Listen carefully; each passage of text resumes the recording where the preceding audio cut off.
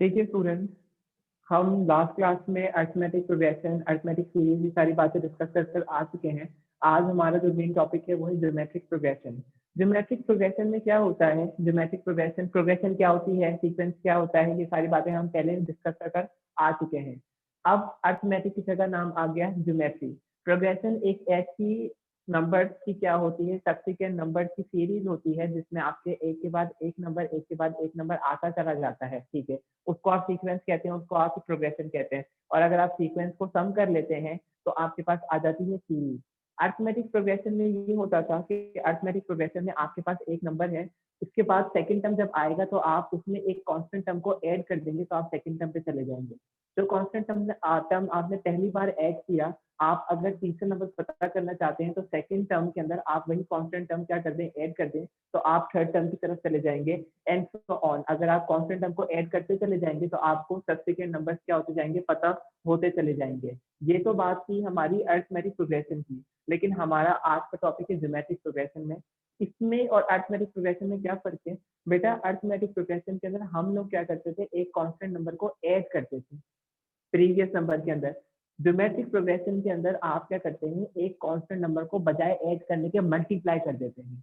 Let's suppose अगर हमारे पास 2 हमारा जो है वो फर्स्ट टर्म है ऑफ प्रोग्रेशन, सीक्वेंस का हमारा फर्स्ट टर्म क्या है, 2 है।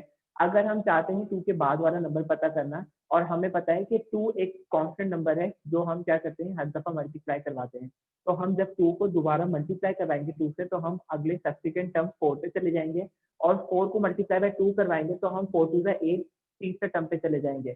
इसी तरीके से 8 टू 16 ये हमारी क्या हो जाएगी, ज्योमेट्रिक प्रोग्रेशन बन जाएगी। ज्योमेट्रिक प्रोग्रेशन में क्या होता है कि आपको एक फिक्स कांस्टेंट टर्म से नॉन जीरो टर्म से मल्टीप्लाई करवाना होता है अपने टर्म को, तो आपको subsequent terms of geometric progression क्या होना शुरू हो जाते हैं, मिलना शुरू हो जाते हैं। इसको अगर हम इसकी डेफिनेशन से देखें तो कहते हैं फर्स्ट टर्म के नेवर बी जीरो। पहला टर्म आपका जो ज्योमेट्रिक प्रोग्रेशन का होगा ना वो कभी भी जीरो नहीं होगा, क्योंकि एक बात देखें, जीरो को अगर आप किसी नंबर से मल्टीप्लाई करवाते हैं तो आंसर क्या आता है, it gives you zero. Zero को आप किसी भी नंबर से मल्टीप्लाई करवाओ, जीरो हमेशा जीरो ही आंसर देगा। तो जिस वजह से ज्योमेट्रिक प्रोग्रेशन के अंदर कांस्टेंट टर्म, ज्योमेट्रिक प्रोग्रेशन का कोई भी टर्म जीरो नहीं हो सकता। अरिथमेटिक प्रोग्रेशन में तो ऐसा हो सकता है कि आप नेगेटिव नंबर से शुरू हुए हो, आपने उसमें कोई चीज कांस्टेंट टर्म ऐड कर दिया तो आपको क्या हो गया, जीरो मिल गया।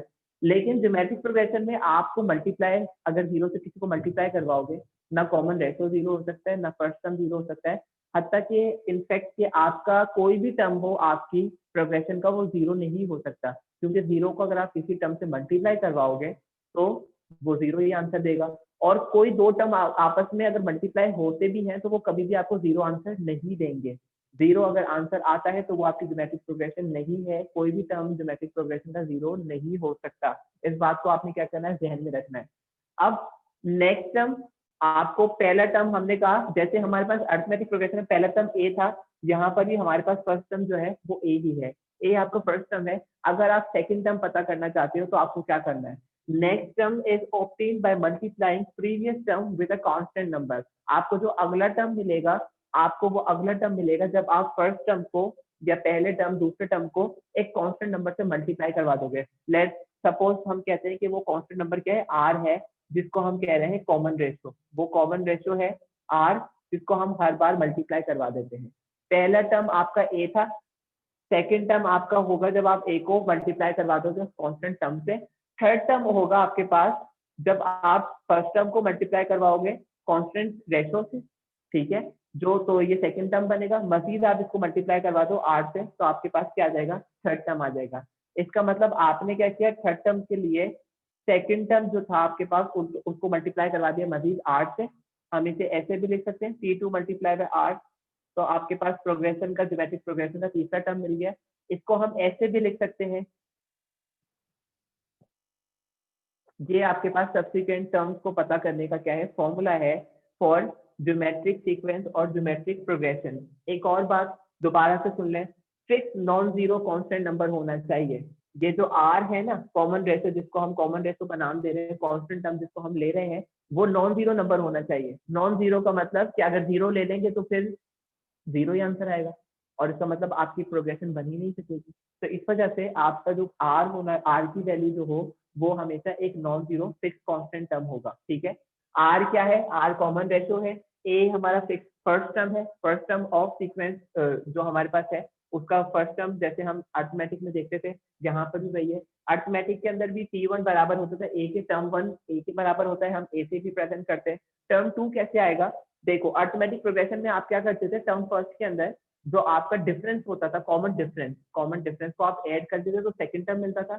यहाँ पर आपको ऐड नहीं करना है, यहाँ पर आपको कॉमन रेशो जो है, कांस्टेंट टर्म जो है आर जो है उसको मल्टीप्लाई करवा देना है, तो आप चले जाओगे सेकंड टर्म पर। इसी तरीके से थर्ड टर्म के लिए ए की पावर आर स्क्वायर हो जाएगी, फोर्थ टर्म के लिए ए आर की पावर क्यूब हो जाएगी।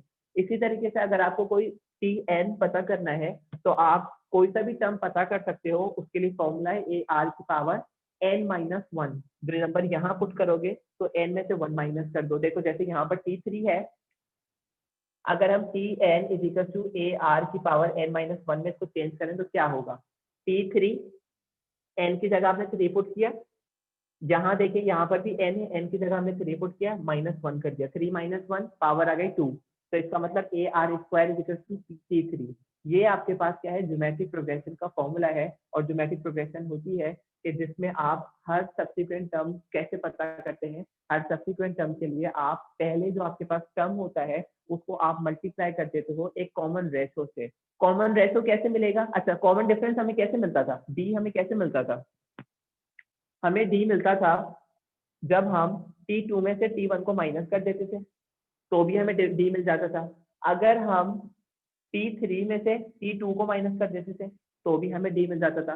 हम जब भी दो सब्सिक्वेंट टर्म्स को माइनस कर देते थे आपस में तो हमें क्या मिल जाता था, कॉमन डिफरेंस मिल जाता था अर्थमेटिक प्रोग्रेशन के अंदर। बट यहाँ पर हम बात कर रहे हैं आर की, कॉमन रेशो की। कॉमन रेशो कैसे मिलेगा, जब आप दो सब्सिक्वेंट टर्म्स को डिवाइड कर देंगे आपस में, बाद वाले टर्म को पहले वाले टर्म से क्या कर दो, डिवाइड कर दो। T2 को डिवाइड करो T1 से तो भी कॉमन रेशो मिल जाएगा, T3 को डिवाइड करो T2 से तो भी आपको क्या मिल जाएगा, कॉमन रेशो मिल जाएगा। ये है कॉमन रेशो जो आप यूज करते हैं ज्योमेट्रिक प्रोग्रेशन के अंदर। अर्थमेटिक प्रोग्रेशन के अंदर हम कॉमन डिफरेंस यूज करते हैं, कॉमन डिफरेंस को ही ऐड करते हैं और उसको सब्ट्रैक्ट करते हैं। यहाँ पर हम काम करते हैं कॉमन रेशो के साथ। आई होप सो कि ये जो इसकी एग्जाम्पल है ये आपको समझ में आई होगी। हम इसकी एक प्रैक्टिकल क्वेश्चन एग्जाम्पल अटेम्प्ट करते हैं जिससे हमारी जो कंफ्यूजन है वो और ज़्यादा क्लियर हो जाएगी। मैं नीचे वाला साइड रिमूव कर देता हूँ।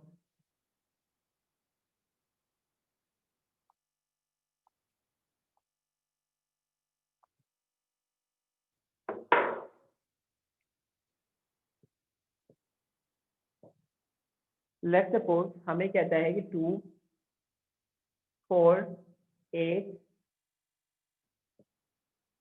एंड लास्ट टर्म दे रहा है हमें 32।